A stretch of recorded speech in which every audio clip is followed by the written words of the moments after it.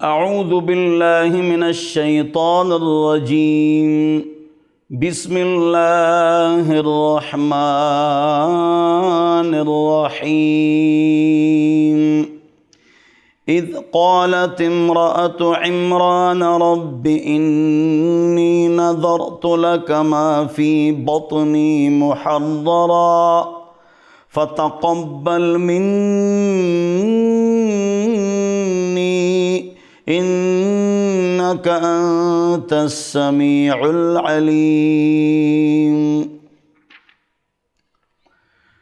میرے محترم اور مکرم بزرگوں، دوستوں اور ساتھیوں، اور میری قابل احترام ماؤں اور بہنوں، آپ حضرات کے سامنے ترتیب سے قرآن کی تفسیر مختصر اور ترجمہ سلیس اور علمی نقطے بیان ہو رہے ہیں ترتیب وار۔ تیسرا پارہ شروع ہو چکا ہے، سورہ آل عمران ہے، 35 نمبر آیت ہے۔ گزشتہ درس میں سے ایک بات آپ حضرات کے سامنے رہ چکی ہے، وہ آپ کو سنا رہا ہوں۔ پاک رب نے فرمایا لا يتخذ المؤمنون الکافرین اولیاء من دون المؤمنین۔ اس آیت کی تشریح رہ چکی تھی اور یہ بہت اہم آیت ہے، توجہ کی ضرورت ہے۔ کافروں کے ساتھ تعلقات کی 4 قسمیں ہیں، غور سے سنو، توجہ سے بیٹھ جاؤ، اور یہ بہت اہم درس ہے آج۔ کافر کے ساتھ ایک ہے معاملات، کاروبار، ایک ہے موالات، دلی محبت، ایک ہے مواسات، ہمدردی، ایک ہے مدارات، چاپلوسی۔ 4 چیزیں ہیں۔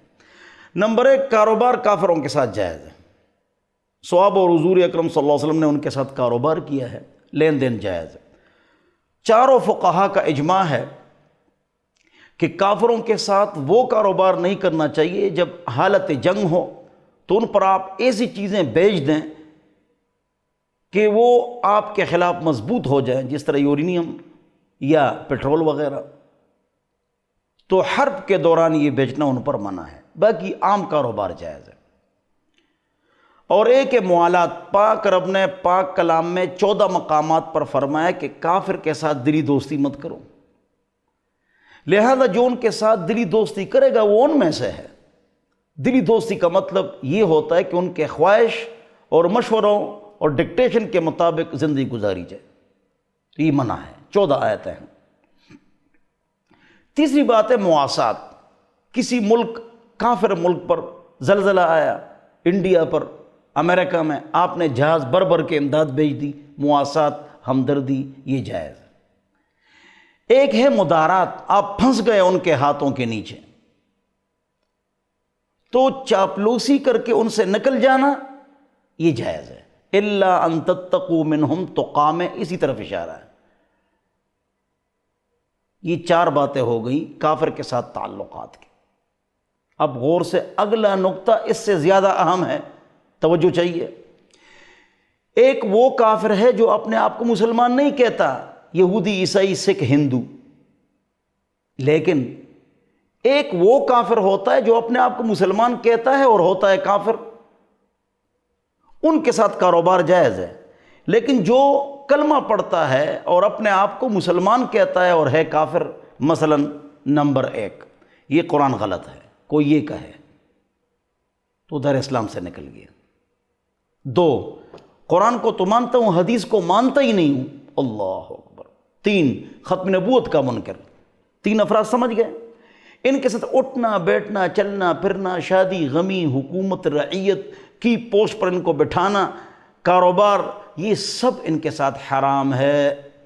جب کہا جاتا ہے ان سے کاروبار حرام ہے، تو بعض ناسمجھ اور بے علم ساتھی کہہ دیتے ہیں کہ کافروں کے ساتھ جو تعلقات رکھتے ہو، ان کی چیزیں استعمال کرتے ہو، تو آپ کا ذہن صاف ہو گیا اور تفصیل آپ کو معلوم ہو گئی۔ اللہ ہم سب کو سمجھ عطا فرمائے۔ آج کا جو سبق ہے آیت نمبر 35 سے شروع ہے۔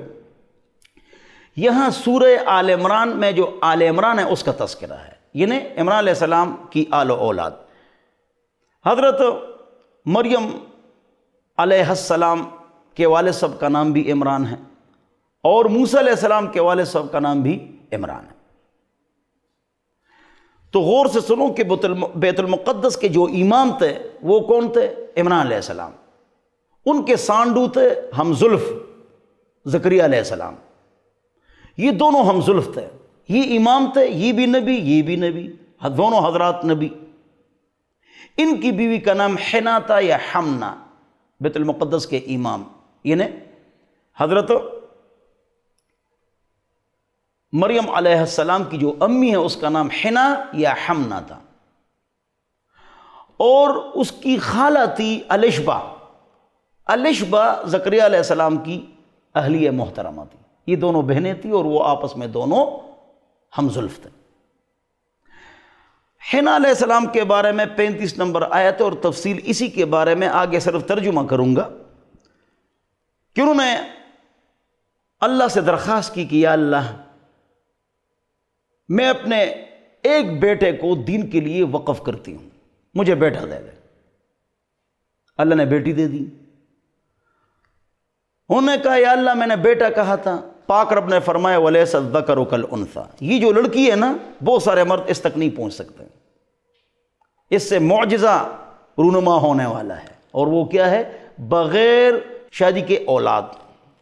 اور ہوئی، اولاد ہوئی. کیا؟ حضرت عیسیٰ علیہ السلام آئے بغیر باپ کے. اللہ اکبر، معجزتاً. پاک رب نے فرمایا کانا یاکلان الطعام، حضرت عیسیٰ علیہ السلام اور حضرت مریم علیہ السلام وہ کھانا کھاتے تھے. جو کھانے کے لقمے کی طرف محتاج ہو وہ خدا یا خدا کا بیٹا نہیں ہو سکتا. وہ امو صدیقہ، اور عیسیٰ علیہ السلام کی جو امی تھی پاک صاف سچی طاہرہ طیبہ عورت تھی.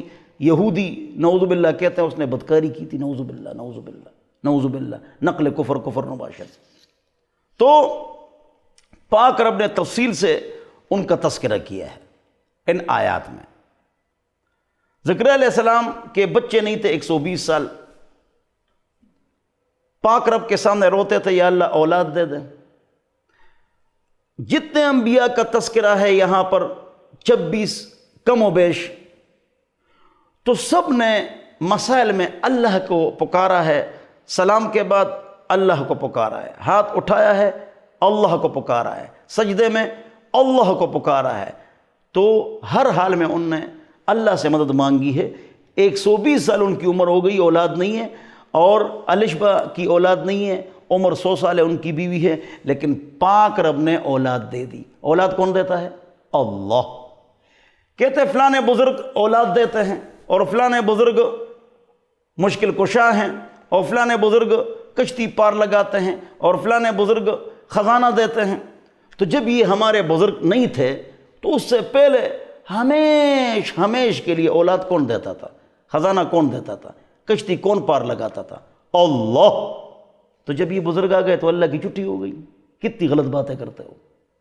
عقیدے کو ٹھیک کرو. یہب لمن یشاء اناثا، اللہ ہے لڑکی دے دے. ویہب لمن یشاء الذکور، اللہ ہے لڑکا دے دے. او یزوجہم ذکرانا و اناثا، اللہ ہے لڑکا لڑکی دونوں دے دے. ویجعل من یشاء عقیما، اللہ ہے بانجھ بنا دے. 120 سال کے بعد پاک رب نے زکریا علیہ السلام کو یحییٰ علیہ السلام عطا فرما دیا. بہرحال ہم کو بھی نظر ماننا چاہیے، یعنی ارادہ کرنا چاہیے کہ ایک بیٹے کو دین کے لیے وقف کروں گی. تو آپ اپنے بیٹے کو ڈاکٹر، وکیل، پروفیسر، لیکچرر، جیولوجسٹ بناؤ، لیکن اللہ والا بناؤ. یہ نہیں کہ مولوی بناؤ، حافظ، عالم، مفتی، شیخ الحدیث بناؤ، نہ بناؤ، اللہ والا بنا دو. میرے والد صاحب فرمایا کرتے تھے مطلوب حافظ، عالم، مفتی، شیخ الحدیث، تبلیغی، صوفی نہیں ہے، مطلوب دینداری ہے، اللہ کا نیک بندہ ہو. آپ کا بیٹا ڈاکٹر ہو. ہمارے ساتھ پڑھتے تھے ڈاکٹر امجد صاحب، اسپیشلسٹ بن گئے عباسی شہید ہاسپٹل کراچی. اسپیشلائزیشن کے بعد وہ آئے کراچی اور علم شروع کر دیا. پرانے وزیر اعظم کے بیٹے، اور الحمدللہ عالم بن گئے. 156 سے زائد اس کے پاکستان میں مدارس ہیں، عالم بن گئے. دیکھو ڈاکٹر بھی ہیں. تو دین اور دنیا یہ ہم جمع کر سکتے ہیں، لیکن تھوڑی سی فکر کی ضرورت ہے. اور پھر آپ کے حالات بھی اچھے ہوں گے، سکون بھی ہوگا۔ ما احسن الدین والدنیا اذا اجتمع وما اقبح الکفر والافلاس بالرجل۔ بہرحال اب ایسے مدارس آ چکے ہیں، ایک دعوت آپ سب کو ایک دعوت دیتا ہوں۔ ایسے مدارس 3 میرے دماغ میں ہیں، قریب قریب پنڈی اسلام آباد کے، کیا آپ ان کو بیٹا دے دیں 5ویں پاس، بیٹا وہ آپ کو واپس کریں گے ڈبل اے میں، اور English computer, English language, Arabic language, دنیاوی دینی تعلیم ان کو پڑھائیں گے، اور بہترین کھانا، بہترین رہائش، بہترین گاڑی فری۔ تو ان اداروں میں اپنے بچوں کو داخل کرو، اور آپ کے بچوں کا جو مستقبل ہوگا وہ روشن ہوگا۔ ادارہ علوم الاسلامیہ، جامعۃ الرشید کراچی، یہ 17 میل پر ہے، اور بیت السلام کراچی، اور صخرہ مسجد بیت السلام کی شاخ ہے سگھر میں، یہ تلگنگ سے آگے۔ یہاں آپ کو دنیاوی اور دینی تعلیم کا بہترین امتزاج آپ کو ملے گا، اور کھانا بھی بہترین اس کو ملے گا، ایکسرسائز، بھاگنا اور میدان کھیل کود، یہ سب کچھ اس کو ملے گا، اور بچہ آپ کا نیک بھی ہوگا، صحت مند بھی ہوگا، بااخلاق اور باکردار بھی ہوگا، اور دنیاوی اور دینی تعلیم دونوں اس کے پاس ہوگی۔ بہرحال تو اللہ نے ان کو بیٹی دے دی، تو ہم کو بھی اپنی اولاد دین کے لیے وقف کرنا چاہیے۔ اگر 7-8 بچے ہیں تو ایک دین کے لیے وقف کرو، دونوں تعلیم اس کو دے دو۔ تو فرماتے ہیں اذ قالت امرأۃ عمران رب انی نذرت لک ما فی بطنی محررا، جب کہا عمران کی بیوی یعنی حنا یا حمنا نے، اے میرے رب بے شک میں نے آپ کے لیے نظر مانی ہے، جو میرے پیٹ میں ہے محررہ، وہ دین کے لیے آزاد ہوگا، دین کا کام کرے گا۔ فتقبل منی، یا اللہ اس کو میری طرف سے قبول فرما لیجئے۔ فلانا عالم بنا یا اللہ کے راستے میں گیا، حافظ بن گیا، جی قبول ہو گیا، نہیں، قبولیت کا پتہ آخرت میں پتہ چلے گا۔ محرن فتقبل منی، بے شک تو ہی تو سننے والی ذات ہے اور جاننے والی ذات ہے۔ پھر جب ان سے لڑکی پیدا ہوئی تو وہ حسرت سے کہنے لگی یا رب انی وضعتها انثى، یہ تو مجھ سے لڑکی پیدا ہو گئی، حالانکہ اللہ کو خوب علم تھا کہ ان کے ہاں کیا پیدا ہوا ہے۔ اللہ اکبر۔ وَلَيْسَ الذَّكَرُ كَالْأُنثَىٰ، اور لڑکا، بہت سارے لڑکے اس لڑکی جیسے نہیں ہو سکتے۔ میں نے اس کا نام مریم رکھ دیا ہے، پاک رب نے نام رکھا۔ تمام ناموں کے سردار یہ ہے، مریم، یحییٰ، محمد، عبداللہ، عبد الرحمن، یہ 5 نام تمام ناموں کے سردار ہیں۔ اور میں اسے اور اس کی اولاد کو شیطان مردود سے حفاظت کے لیے آپ کی پناہ میں دیتی ہوں۔ ہاں، اولاد کے لیے دعا کرنا چاہیے کہ یا اللہ آپ کی پناہ میں، اور خود بھی کہنا چاہیے اعوذ باللہ من الشیطان الرجیم۔ چنانچہ اس کے رب نے اس مریم کو بطریقہ احسن قبول کیا، فتقبلها ربها بقبول حسن، اور اسے بہترین طریقے سے پروان چھڑایا۔ جو بچہ سال میں بڑھتا یہ مہینے میں بڑھتی، سبحان اللہ۔ اور زکریا اس کے سرپرست بنے، کیوں؟ خالو تھے۔ جب بھی زکریا ان کے پاس ان کی عبادگاہ میں جاتے، ان کے پاس کوئی رزق پاتے، معجزتاً رزق ہوتا ہے یا کرامتاً، وہ کرامات الاولیاء حقن، اور ولی کی کرامت جو ہے یہ حق ہوتی ہے۔ یہ عورت نبی نہیں ہوتی، لیکن دیکھو بے موسم پھل آ رہے ہیں، یہ کرامت ہے۔ انہوں نے پوچھا مریم تمہارے پاس یہ چیزیں کہاں سے آئیں؟ وہ بولی اللہ کے پاس سے، اللہ جس کو چاہتا ہے بے حساب رزق دیتا ہے۔ ہنالک دعا زکریا ربہ، نقطہ۔ اسی موقع پر فوراً زکریا علیہ السلام نے اپنے رب سے کہا یا اللہ مجھے اولاد دے دے۔ کیوں؟ یہ ایک نقطہ ہے، ہمارے استاد مفتی احمد الرحمن رحمۃ اللہ علیہ نے فرمایا تھا کہ زکریا علیہ السلام نے فرمایا کہ میری عمر 120 سال ہے، میں بے موسم ہوں، اب بچے کہاں ہوتے ہیں؟ تو یا اللہ جس طرح مریم علیہ السلام کو بے موسم آپ نے پھل دے دیے، تو میں بھی بے موسم ہوں، اور اولاد بھی پھل ہے، یا اللہ مجھے بھی بے موسم اولاد کا پھل عطا فرما۔ سبحان اللہ۔ قال رب هب لي من لدنك ذرية طیبہ، اس نے کہا اے میرے رب دے دے اپنی جانب سے پاک اولاد، بے شک تو ہی سننے والی ذات ہے دعا کو۔ پس فرشتوں نے آواز لگائی، دراں حال یہ کہ وہ کھڑے تھے فی محراب میں۔ نقطہ سنو، یہ جو محراب ہے نا جس میں امام کھڑا ہوتا ہے، اس سے یہ محراب مراد نہیں ہے۔ امام کا جو کمرہ ہوتا ہے اس کو کہتے ہیں محراب۔ یہ جو محراب ہے جہاں امام نماز پڑھاتا ہے گول سا، یہ حضور اور صحابہ کے زمانے میں نہیں تھا رضی اللہ عنہم۔ یہ عمر ابن عبدالعزیز نے مینارہ اور محراب بنایا ہے۔ قرآن میں جو محراب ہے اس سے مراد امام کا کمرہ ہے، سمجھ گئے؟ بے شک اللہ رب العزت تمہیں خوشخبری دیتا ہے یحییٰ کے ساتھ، جو تصدیق کرنے والی شخصیت ہے، بکلمۃ من اللہ، اللہ کے جانب سے کلمے کی خوشخبری وہ دے رہا ہے۔ کیا؟ کہ کلمہ کن سے پیدا ہوگا، معجزتاً و کرامتاً، اور باپ کے بغیر، اللہ وہ سیدہ، وہ سردار ہوگا، وہ حصورا، اور شہوات پر اس کو کنٹرول ہوگا مکمل، اور صالحین میں سے نبی ہوگا صالحین میں سے۔ قال رب انا یکون لی غلام وقد بلغنی الکبر وامرأتی عاقر، زکریا نے کہا یا رب میرے ہاں لڑکا کس طرح پیدا ہوگا جبکہ مجھے بڑھاپا آ پہنچا ہے۔ جب خوشخبری مل گئی نا تو حیران، بچہ کیسے ہوگا؟ اللہ سے بچہ مانگا، اللہ نے کہا مل جائے گا۔ اب یہ کہتا کیسے ملے گا؟ حیرانگی۔ اور میری بیوی بانجھ ہے، اللہ نے کہا اسی طرح اللہ جو چاہتا ہے کرتا ہے، اللہ قادر ہے۔ انہوں نے کہا پروردگار میرے لیے کوئی نشانی مقرر کر دیجئے۔ پاک رب اللہ نے کہا تمہاری نشانی یہ ہوگی کہ تم 3 دن تک اشاروں کے سوا کوئی بات نہیں کر سکو گے، بس خاموش، اشاروں سے بات کرو، اور اپنے رب کا کثرت سے ذکر کرتے رہو، اور ڈھلے دن کے وقت بھی اور صبح سویرے بھی اللہ کی تسبیح کیا کرو۔ اور اب اس وقت کا تذکرہ سنو جب فرشتوں نے کہا تھا کہ اے مریم ان اللہ اصطفاک، بے شک اللہ نے تمہیں چن لیا ہے، وطہرک، اور تمہیں پاکیزگی عطا کی ہے، واصطفاک علی نساء العالمین، اور دنیا جہان کی ساری عورتوں میں تمہیں منتخب کر کے فضیلت بخشی ہے اس زمانے میں، ساتھ کہو اس زمانے میں۔ اب فضیلت عائشہ، خدیجہ رضی اللہ عنہما، فاطمہ رضی اللہ عنہا، جنت کی عورتوں کی سردار، ان کو ہے۔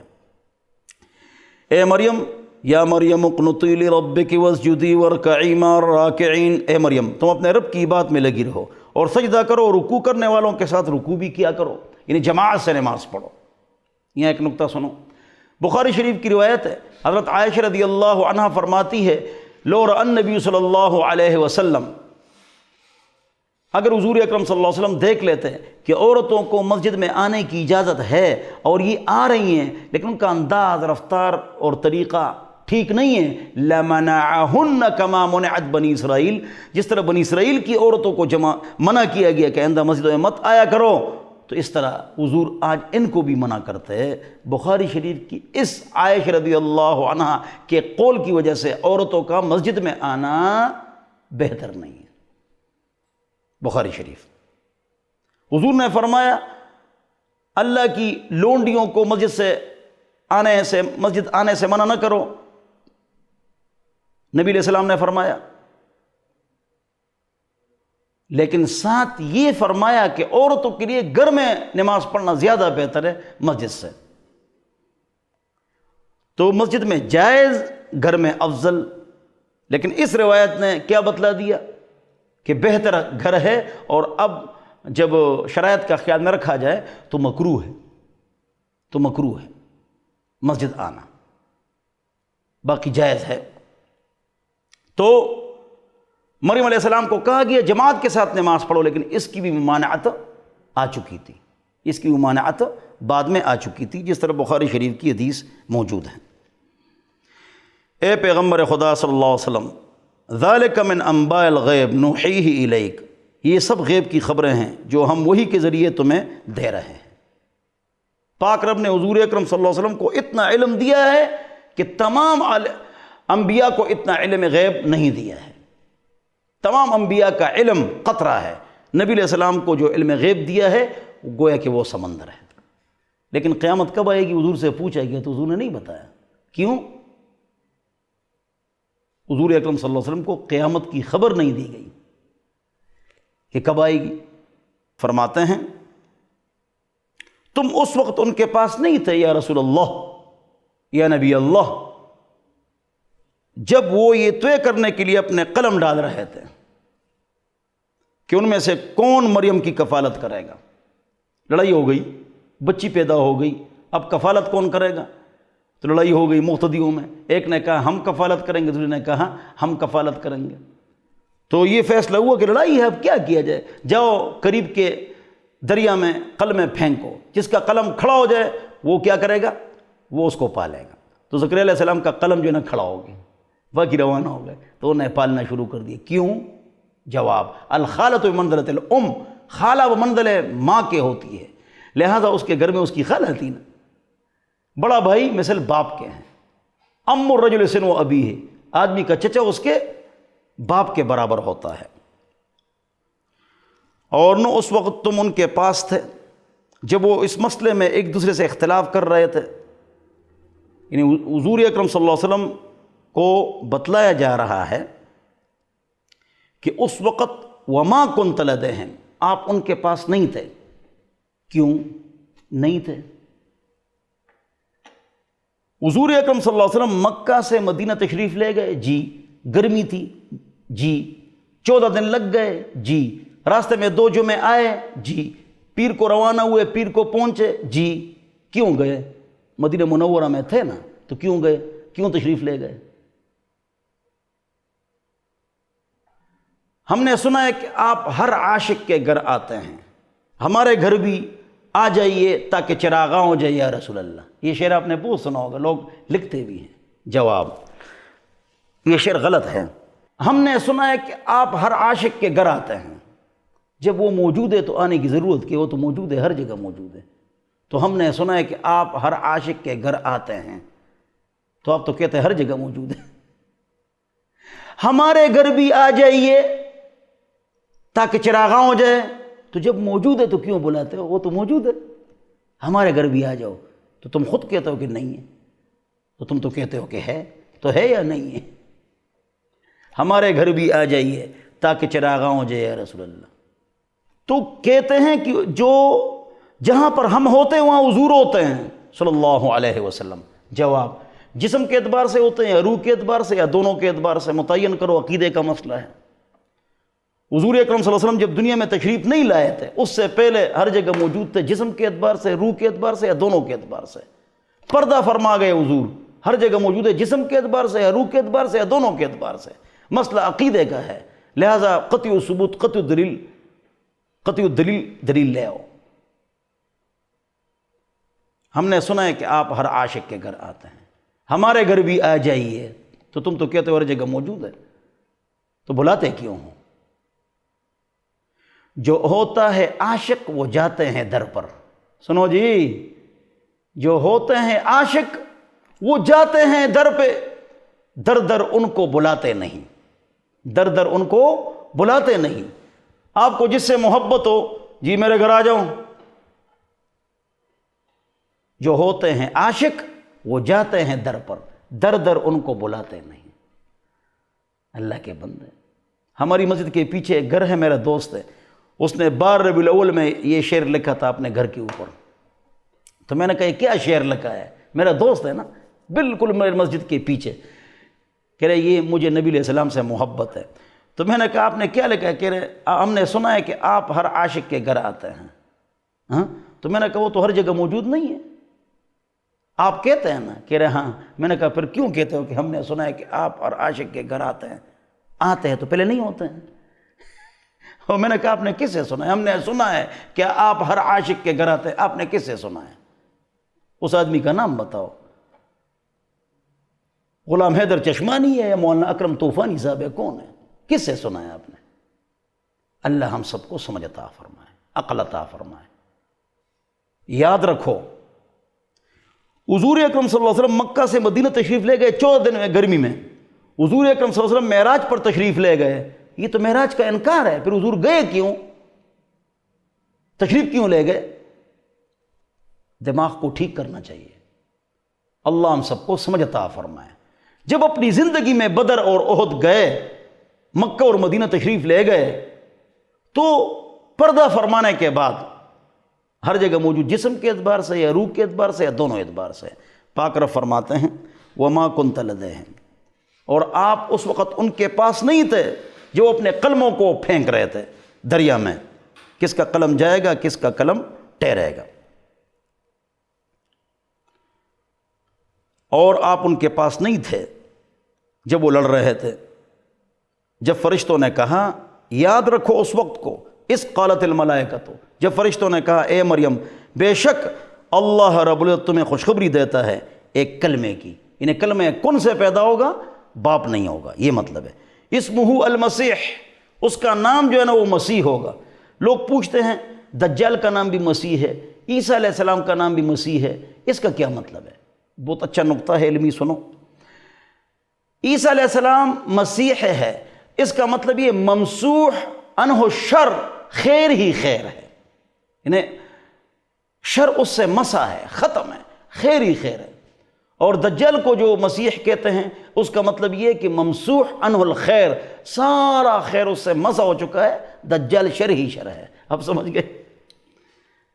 عیسیٰ ابن مریم ان کا نام ہے، وجیہن فی الدنیا والآخرہ، دنیا میں اور آخرت میں صاحب وجاہت ہوں گے، من المقربین، اور قریب لوگوں میں سے ہوں گے، پاک رب کے مقربین میں سے، اور لوگوں سے بات کریں گے فی المہد، اللہ گہوارے میں، وکہلا، اور بڑھاپے میں۔ سوال، بڑھاپے میں تو سب باتیں کرتے ہیں، تو یہ کون سی بات ہوگی عجیب؟ جواب، لوگ بڑھاپے میں بات کرتے ہیں لیکن یہاں بڑھاپے میں بات کرنا عجیب ہے، کیوں؟ عیسیٰ علیہ السلام آسمان پر پورے جسم اور روح کے ساتھ تشریف لے گئے، دوسرے آسمان میں ہیں، پھر آئیں گے، پھر شادی کریں گے، پھر عمر رسیدہ ہوں گے، پھر بات کریں گے، اس لیے پاک رب نے اس کا تذکرہ فرمایا وَكَهْلَا، بڑھاپے میں بھی باتیں کریں گے۔ اگر بڑھاپے میں جو سب باتیں کرتے ہیں لیکن ان کی جو بات ہے وہ عجیب ہے۔ اللہ اکبر۔ وَمِنَ الصَّالِحِينَ، اور صالحین میں سے ہوں گے۔ بہرحال اللہ تعالیٰ مجھے اور آپ کو ان باتوں پر عمل کرنے کی توفیق نصیب فرمائے۔ باقی اگلے درس میں، وآخر دعوانا الحمدللہ رب العالمین۔